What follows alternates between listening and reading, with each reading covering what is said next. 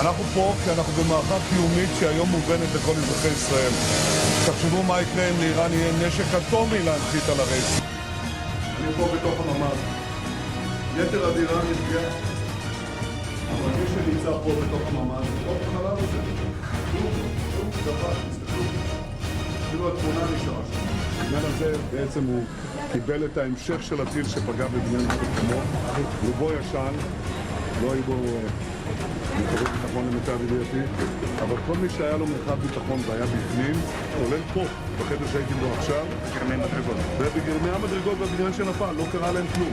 מי שהיה במרחב מוגן, ניצל.